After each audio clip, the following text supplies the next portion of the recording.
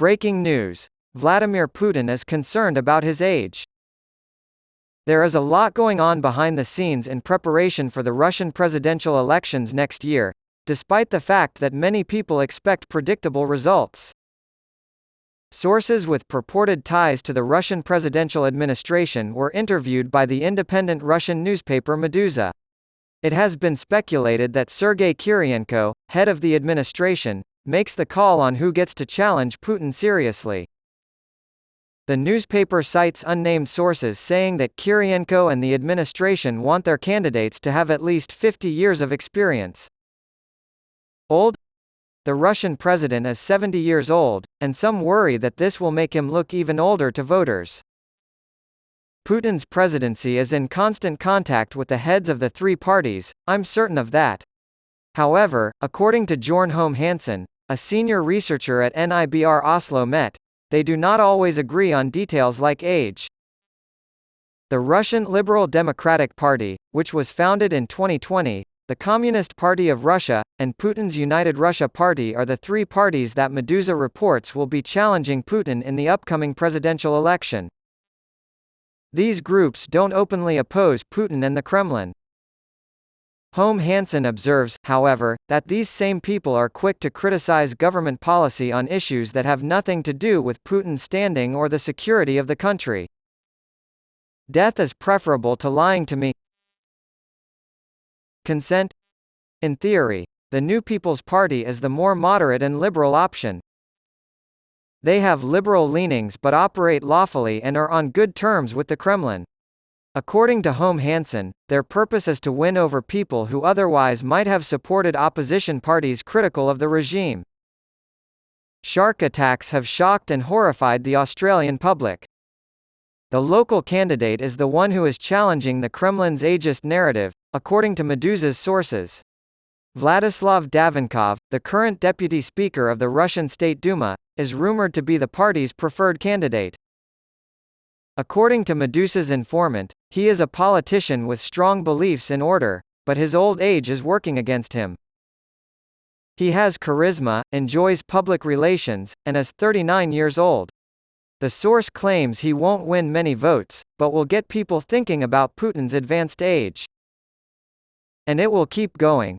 According to Mats Larsson, the foreign affairs editor of Expressen, Putin, the president of Russia, will come out stronger as a result of recent events. App, Express and Video.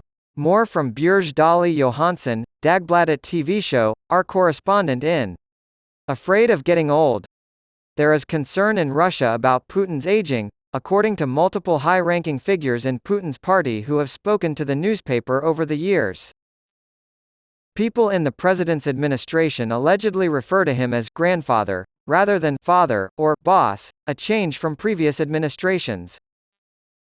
But the Putin administration is concerned about more than just his age working against him. The Russian Communist Party, a political faction descended from the Soviet Union's ruling party, fielded a presidential candidate in the last election who had gained too much support for Putin's liking. So well liked. Putin's administration insiders say that Communist Party member Pavel Grudinin is not a threat to the president. The fact of his popularity may cause problems for Putin. This image was provided by George Grebas, UPI, Shutterstock. Exhibit more. During the previous presidential elections in 2018, he ran for the Communist Party. Has run out, sources tell Meduza he's no longer a threat to Putin's rule. At least within Putin's own government. Hansen says it was a breath of fresh air when it came along, and now it's becoming increasingly popular. The White House staff then discovered he was unclean. Putin's government waged a full-scale PR offensive against Grudinin, who ultimately received 11.9% of the vote. Putin is most concerned about making people afraid. Putin is most concerned about making people afraid. Despite Putin's apparatus's best efforts to discredit him, Hansen remains pessimistic about his chances in the upcoming elections. Certainly not. However, according to Hansen, the administration was concerned that his popularity would lead to embarrassment. In his words, Maybe the turnout would have been so high that Putin wouldn't have gotten even half of the vote. The elections would then have to take place in a second round with two candidates, as required by law. Holm Hansen suggests this could lead to a situation similar to a referendum in favor of or against Putin. Former Lieutenant General Arnbard Dalhau blames Putin for Yevgeny Prigozhin's death by plane crash. Multiple news organizations, including the AP, NTB, Telegram, and Dagbladet TV, have begun producing videos.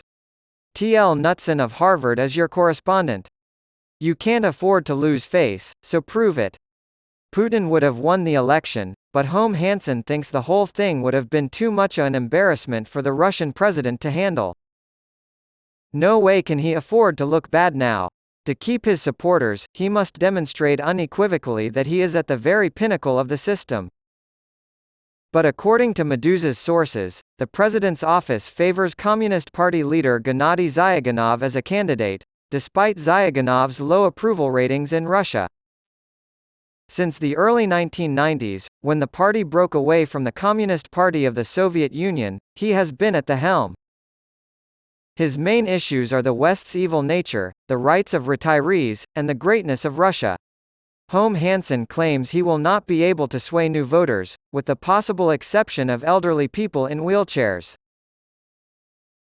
No one in the party put themselves forward to be his nominee.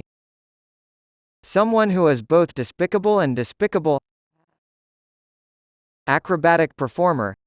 The Liberal Democratic Party of Russia is the third option, but despite its name, it is widely regarded as the most extreme right-wing faction in the Kremlin. Vladimir Zhirinovsky, a divisive figure in Russian politics, led the group until spring of 2022. He stands out for his controversial ideas, such as what Russia ought to do. Get Alaska back from the Americans. Poland must be returned to Lviv, Ukraine, by force. Russia must not be allowed to keep the city. The former president of Ukraine, Petro Poroshenko, has his home destroyed by a nuclear bomb. The Russian newspaper The Independent quotes him as saying, "Drive to the Kremlin, shoot, and hang" his political opponents during a speech he gave in 2017. The Moscow Time. He is described as a clown by Holm Hansen, who finds him amusing.